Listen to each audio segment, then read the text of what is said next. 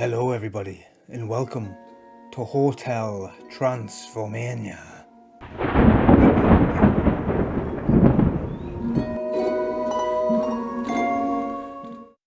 This is the fourth installment of these movies, and was it totally necessary? I'll leave that for you to decide.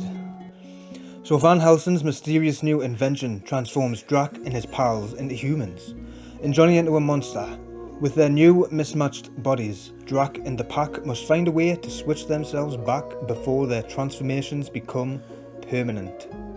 I am glad this isn't in the cinema though. It's not a comment on the film, but let's just be real, I am glad I don't have to go out into the world in order to go and see this film. I think it fits well as a streaming release. Now, Adam Sandler isn't actually back for this one. Him and Sony seemingly had some fallout, and we now have Brian Hull as his replacement. It sounds okay, but to me you can tell it's someone trying to do an impression of the character. So it's the 125th anniversary of Hotel Transylvania, and Drac is going to give the key to Johnny and Mavis, but I'm thinking he has second thoughts. He comes up with a fib because Johnny isn't a monster, he can't give the key to him. Now, the thingy-majig that Van Helsing gave Drac does work, and it basically turns Johnny into a big monster. But in the process, things go a little bit out of hand. The spell ends up getting into the Kool-Aid, which is how we get the other main characters becoming human. We've got all the usual returning characters, as I said, who we get to see as human. We've got Frankenstein, Blobby, the Invisible Man, and the Wolf, Walter. And, they all do pretty good. They have, funny banter and that in between them. And it is quite fun seeing them transform into this. And I probably laughed a little bit too much when Blobby turned into a bit of jelly.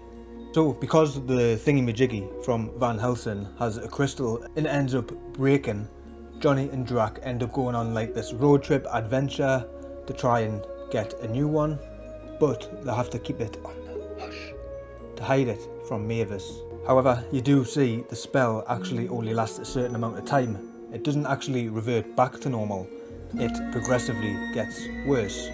Now, I do really quite like the animation in this film. I was actually really pleasantly surprised.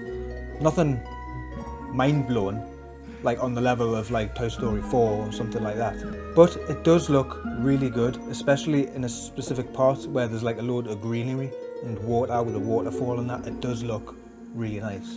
And as well, honestly, as the film actually went on, Drac's voice kind of became a little less noticeable and much of a problem. Kind of helps that he gets changed into a human, so it kind of works that there's a slight change there in his voice, I guess. By the end of the film, I was pleasantly surprised, and just on the ending, I was literally in my chair like, oh my god, it's just so cheesy and everything, but I get it. It wasn't anywhere near as offensively bad as it could have been. Highly unnecessary. But it was a nice little surprise. And as I say, I am glad I didn't have to go out to see this, because I think that would have probably made it less good. The fact that I can watch it sort of for free on streaming does actually help the film. And, it was a nice, enjoyable time watching it. However, though, I really can't see myself watching this film anytime soon. Maybe even again. But if you have kids yourself, and like me, you're a big kid yourself, I do think you'll definitely get some enjoyment out of this if you did like the previous three. There's definitely something in here that I think you will enjoy. So do let us know down below if you've seen this film and if you enjoyed it yourself. Did you actually think it brought anything to the series? Thank you all for watching, and as usual, have a great day.